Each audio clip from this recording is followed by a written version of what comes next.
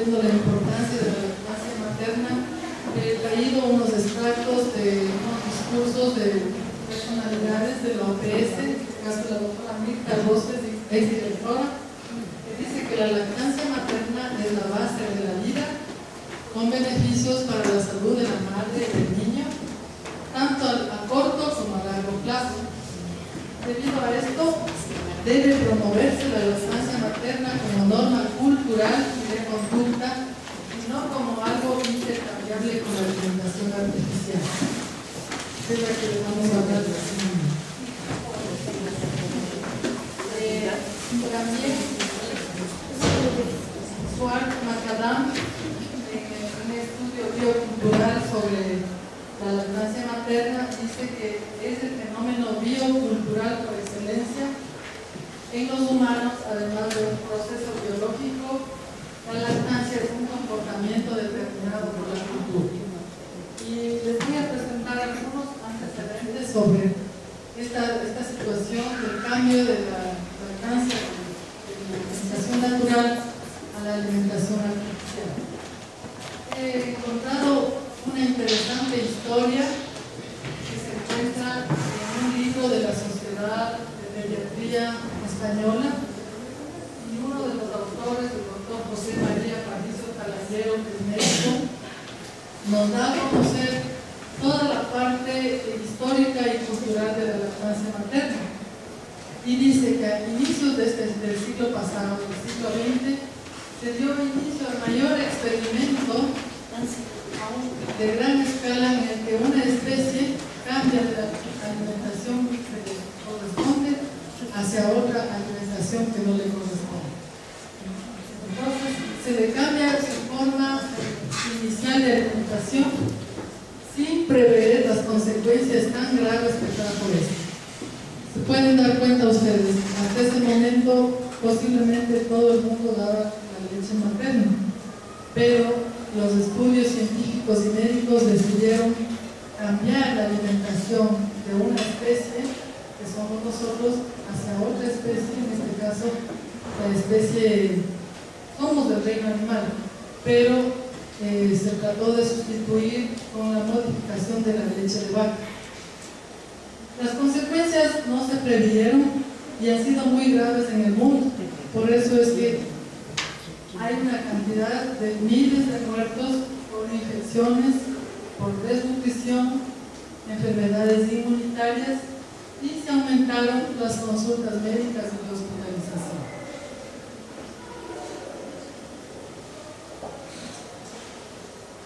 Dice el doctor que más de una generación de mujeres dejaron de dar a lactar por esta introducción de esta nueva forma de alimentar al ser humano. Y por lo tanto se dejó de transmitir los conocimientos, se interrumpió esta transmisión de conocimientos intergeneracionales, estos conocimientos que las madres enseñaban a sus hijos en cuanto a la lactancia. Y dice que en la lactancia hay dos componentes claves, el uno el instintivo y el otro el cultural. El instintivo, dice, no sería problema, porque todos los niños tienen reflejos de búsqueda, succión y de evolución. Con esos tres reflejos, los niños buscan y estimulan el pezón y aumentan en la madre la producción de las dos hormonas de la lactancia, que son la prolactina y la oxitocina. Esto, dicen, no habría problema. El problema es la parte cultural. La parte cultural es la técnica o arte de amamantar que se transmite como legado de madres a hijos. Y esto es lo que se ha ido transformando. Se perdió la cultura de amamantamiento, se perdió la cultura de la crianza natural, y posiblemente esto también desvinculó efectivamente a las madres con los niños. ¿Por qué se sucedió esto? Primero, porque se modificó la leche de vaca. Ustedes saben que la leche de vaca es una leche, como decía el doctor Serracín, es para los terneros, pero con los estudios científicos, todo eso, lograron modificar la leche de la vaca para los niños. pero esa no es, la condición más adecuada para criar un bebé. La segunda condición que hubo para esta transformación de la leche natural a las leches a los sucedáneos son los cambios sociológicos ocurridos en la era moderna de la sociedad industrial, siglo XIX y siglo XX. ¿Qué pasó? La mujer se insertó a la vida laboral. Antes las mujeres criaban a sus niños en las casas, pero desde el momento que la mujer se inserta al ámbito laboral y tiene que ir a trabajar o tiene que ir a estudiar, busca alternativas de alimentación que liberen de estar con su bebé. Y tercero, empieza un cierto espíritu de moralidad con la creencia ciega en todos los avances científicos de la época. Y se pensó, llegó a haber un pensamiento dominante en el sentido de que todo lo artificial era mejor que lo natural. Entonces las personas se metieron en esa idea, como hubo tanta propaganda sobre niños robustos, niños muy guapos, unas figuras bien diferentes a nuestros niños. Entonces las personas, las madres dijeron, no, yo quiero que mi niño sea así y voy a cambiar el sistema de alimentación. Esto es la llamada maternidad científica que se propagó tanto en el siglo XX. También el pensamiento feminista inicial con pretensión de la mujer de creer que todos los comportamientos sean iguales a los de los hombres. Entonces, como sintió como una cierta liberación, ¿no?, a la lactancia artificial. Y los enormes intereses económicos de las industrias que empezaron a tener desde un inicio un éxito tremendamente grande, unas ganancias millonarias que hasta ahora persisten. Y la persona que inició este tipo de comercialización justamente es un señor que se llama Henry Nestlé, que hasta ahora la marca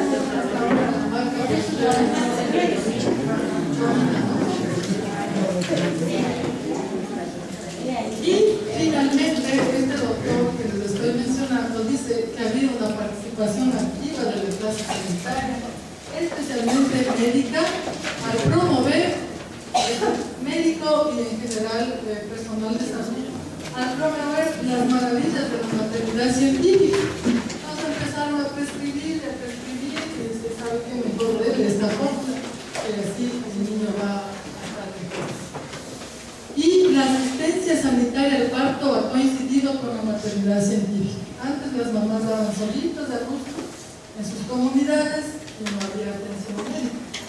Después, desde el momento que hay la atención médica y entran a los hospitales, empiezan ciertas rutinas de establecerse. Una de esas es la alimentación artificial o la adaptación de suelos glucosados, de leche condensada y todo. Entonces coincidió la atención sanitaria con el cambio también de la alimentación.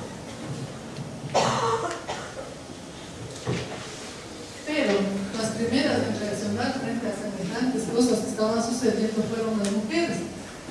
Y la doctora Cecily Williams, pediatra, que describió el consorcio en el año 1923, se opuso al uso generalizado de este tipo de sustitutos de la leche humana, y en su conferencia Milk and Murder, que significa leche y asesinato, pronunciada en 1939 en Singapur, Club atribuyó a esta práctica miles de muertes de lactantes. La doctora se dio cuenta que esta alimentación estaba diezmando a millares de niños que no estaban siendo bien alimentados.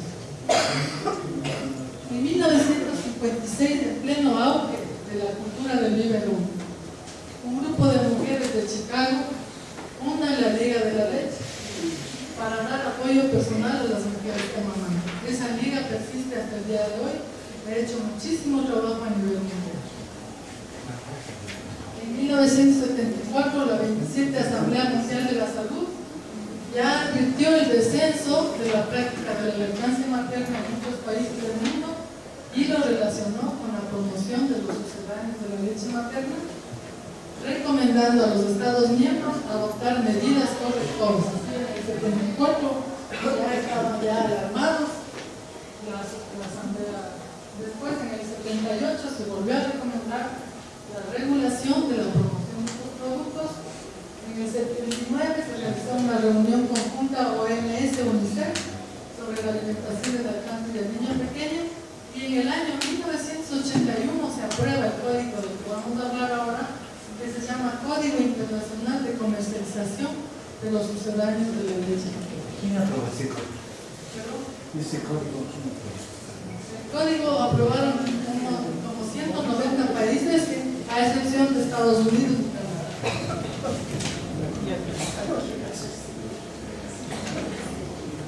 Bueno, hace 25 años aproximadamente se adopta este código y se creó en torno a la preocupación del descenso de la lactancia natural y que estaba causando un montón de muertes infantiles.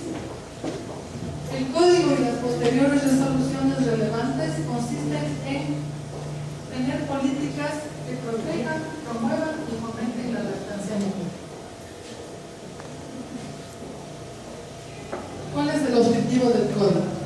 Yo les voy a pedir que me ayuden a ir leyendo porque si no se pasa el tiempo. Entonces, por favor, ¿cuál es el objetivo del código? El objetivo del código es proteger y fomentar el amamantamiento mediante el suministro de información acerca de la alimentación adecuada de los lactantes y la regulación de la comercialización de los sucedáneos de la leche materna, los biberones y las tetinas. Entonces, ese es el objetivo central, ¿no? Alimentación adecuada de los lactantes y regular, no dice prohibir, regular la comercialización de los sucedáneos de la leche materna, que se entiende como sucedáneos no solamente los derivados de leche, sino todo tipo de alimentos que se realicen, que elaboren para los niños y las etapas en que ellos deben estar lactando. Y además también están incluidos los biberones y las tetinas. Bueno, vamos a leer cuál es el alcance del código. Todo el asunto de la leche de vaca, eso también está incluido en todo Yo esto. ya hablé de la leche de vaca. A principios del siglo XX se realizó el mayor experimento en escala en el estilo cambio de un tipo de leche de una especie hacia otra especie. Y ahí utilizaron la leche de vaca Para los dos. ¿En qué sentido? a principios del siglo XX. Antes no se tomaba leche de vaca. Antes no se tomaba, se daba leche de vaca, sí hay intentos de parte de algunas mujeres, pero estamos hablando de la maternidad científica, de los estudios científicos que ya cambiaron se basan en la leche de vaca. Y eso les dice acuerdo que el doctor Saracín decía, la leche de vaca es para los verdaderos, para los niños. Tiene una cantidad de proteínas para que el ternero crezca.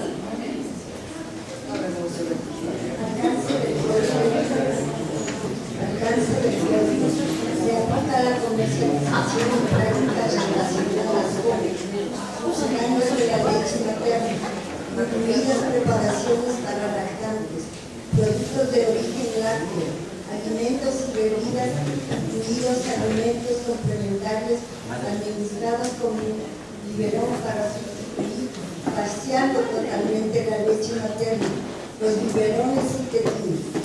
Se aplica a la calidad y disponibilidad de estos productos y a la información relacionada con su utilización. Gracias. Bueno, este es el código, ¿no? Aquí está el código. Y esto es bien aburrido leer. Y yo les he traído los tips nomás. Pero si ustedes quieren leer, tengo para que saquen copias. Este es el código. Doctor Carceller tiene tiempo para leer. No leas de atrás, te da contra los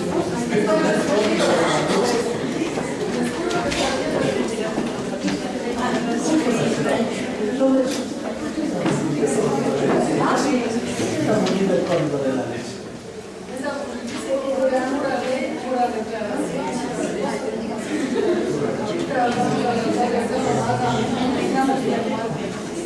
Aquí dice, el Código Internacional de Comercialización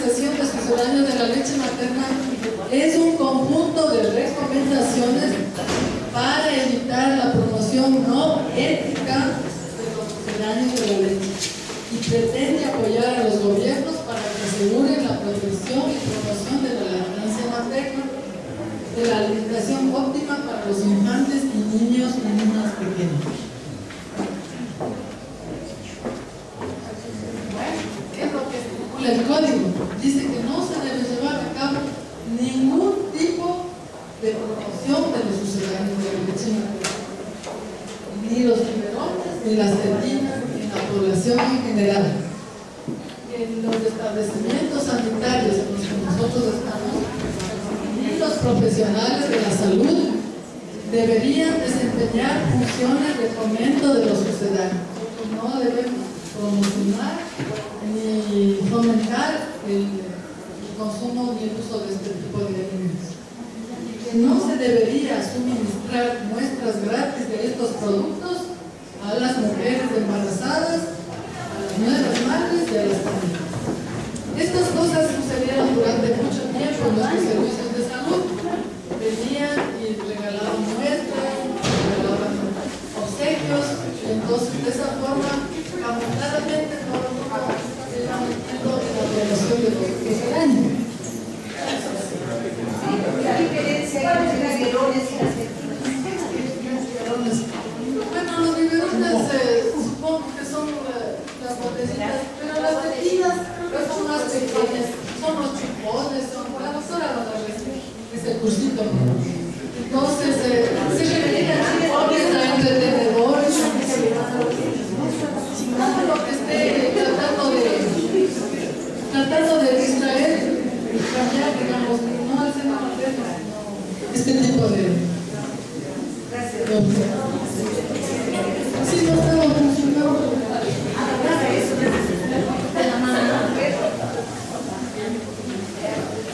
¿Por qué es esto? Porque entre los motivos para que los niños no reciban los beneficios de la leche materna justamente están estos sucedáneos que están introducidos en la cultura nuestra, ¿no? Esas están las fórmulas lácteas, los biberones y las tetitas. Si es que se cumpliría adecuadamente el código, entonces la mujer tendría una decisión propia sobre la lactancia. Es que nosotros promovemos los beneficios, la madre va a poner de una balanza y va a decir es mejor la lactancia natural que el infante. Bueno, y aquí hay que aprenderse algunos conceptos básicos. Entonces yo les traje para que me ayuden a leer en unas hojitas que les voy a dar así en grupos para que ustedes vayan leyendo.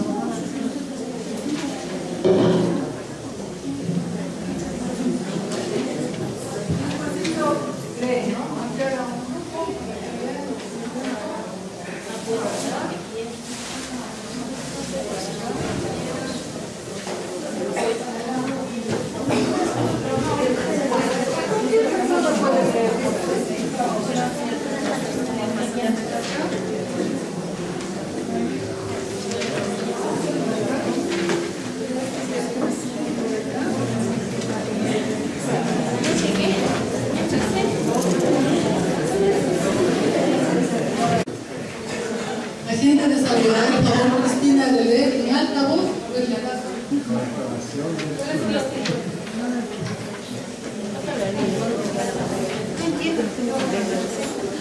Agente de salud, toda persona profesional o no profesional, incluidos los agentes voluntarios no remunerados, que trabajan en un servicio que dependa de un sistema de atención en salud. Entonces somos todos. Nosotros. Nadie se escapa. Por eso estamos recibiendo todos los recursos de la Entonces dice, inclusive los que no son remunerados, o sea, los estudiantes. Bueno, en segundo lugar tenemos lo que es alimento complementario. Alimento complementario, todo alimento manufacturado o preparado localmente que convenga como complemento de la leche materna o de las preparaciones para lactantes, cuando aquella o esta resulten insuficientes para satisfacer las necesidades nutricionales del lactante. Este tipo de alimento también se suele llamar alimento de destete o suplemento de la leche materna. Gracias, doctora. Doctora Sonita, ¿nos puede aclarar el concepto de alimento complementario? La alimentación complementaria es aquella que se le da adicional a la leche materna. Entonces, el criterio y articular condiciones fisiológicas y figurativas de medicina de niños se deben empezar a partir del comer. En este caso, en el contexto del Código de Sucedáneos, el alimento complementario son esas preparaciones de las papillitas, los purés, en este contexto, ¿no? Eso se lo. Vamos a comercialización. ¿Hasta cuándo? La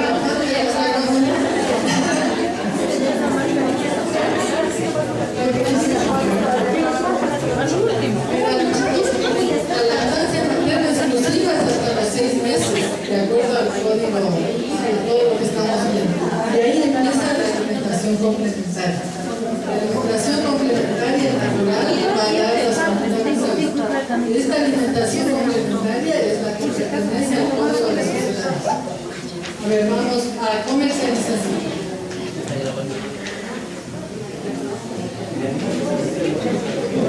Comercialización.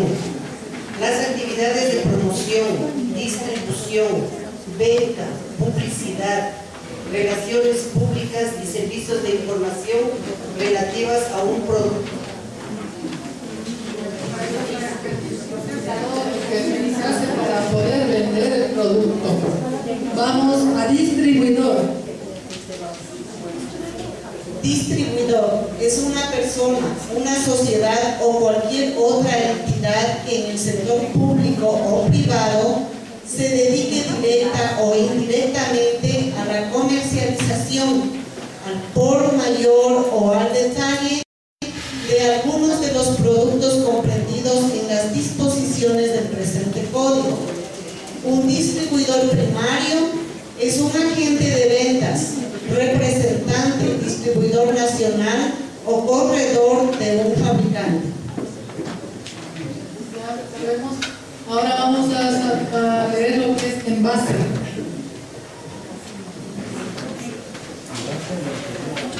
Envase, toda forma de embalaje de los productos para su venta al detalle por unidades normales, incluido el envoltorio.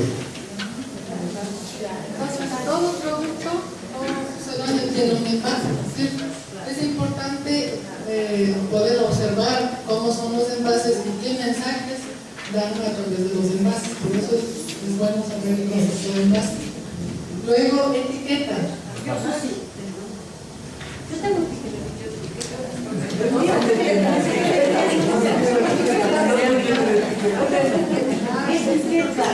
dice todo malvete. ¿Qué es el malvete? Marca, rótulo u otra indicación gráfica descriptiva, escrita, impresa, esparcida, marcada, grabada, en relieve o en hueco o fijada sobre un envase de cualquiera de los productos comprendidos en el código.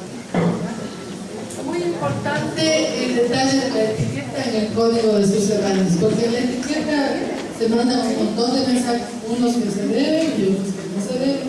Entonces hay que aprender a leer las etiquetas. En las etiquetas encontramos cosas muy novedosas que vamos a ver. Luego tenemos fabricante. No se deba. No se Que deba. se deba, que no se deba. Encontramos cosas que se deben. Ya, Luchito, más nuevito, para que se usted diga. ¿Sí? Luego venimos fabricante. Fabricante, toda empresa o otra entidad del sector público o privado que se dedique al negocio o desempeñe la función directamente o por un agente o de una entidad o a vinculados a de fabricar alguno de los productos comprendidos en las instalaciones tenemos muestras las unidades o pequeñas cantidades de un producto que se facilitan gratuitamente. Por eso sí conocemos las muestras, ¿no? Todo lo que nos han regalado a veces. Más les da a los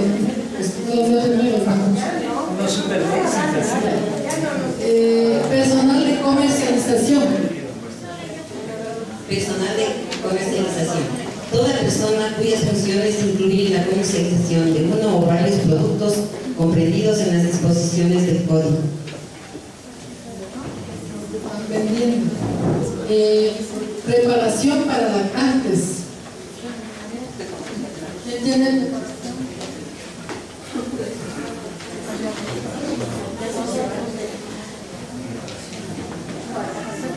Todo sucedáneo de la leche materna preparado de conformidad con las normas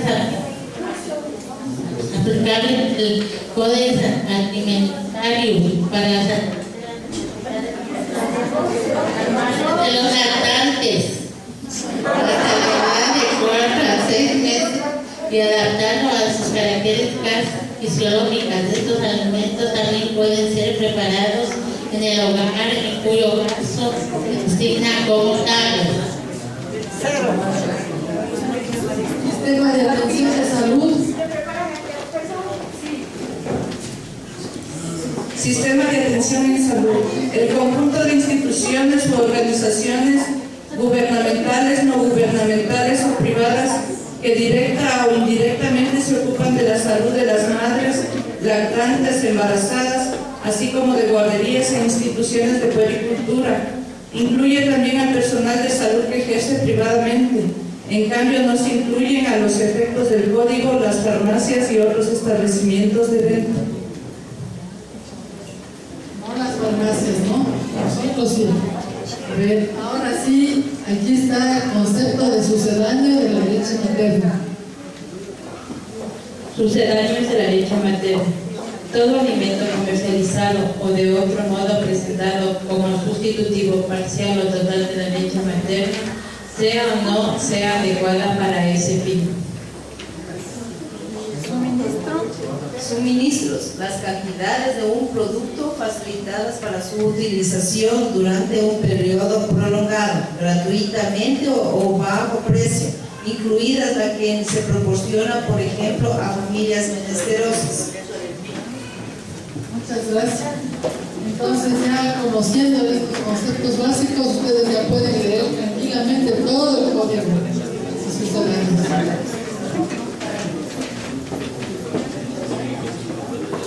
Vamos a leer las principales disposiciones del código y de las posteriores resoluciones de las asambleas mundiales que se han realizado.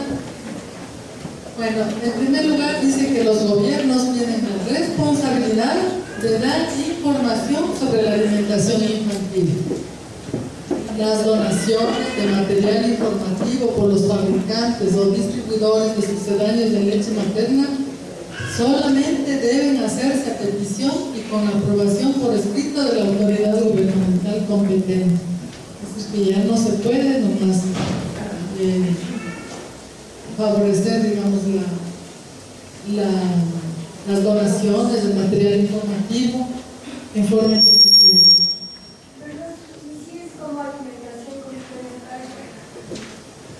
Sí pueden eso. Lo que dice ahí es que los gobiernos son los únicos que autorizan este tipo de propaganda o de promoción. Bueno, en cuanto a información y educación, los materiales informativos y educativos impresos, auditivos o visuales relacionados con este tipo de alimentación deben incluir datos expresados con claridad sobre, ahí está doctor Carceleno, que usted decía, que dicen en los membretes. Debe hablar ventajas y superioridad de la lactancia materna. No sé si ustedes han visto alguna vez en los carritos de la leche, dice: la leche materna es el mejor alimento para el niño. Siempre está en la obligación, son letras chiquitas. Así como cuando dice fumar, amarga, ya con letras criaturas grandes, igual no hacen caso por aquí, y los sucedáneos aparecen el membrete de estas cosas, ¿no? Dice que también debe haber la nutrición materna y preparación para la lactancia natural y mantenimiento de esta, y efectos negativos que ejerce sobre la lactancia natural.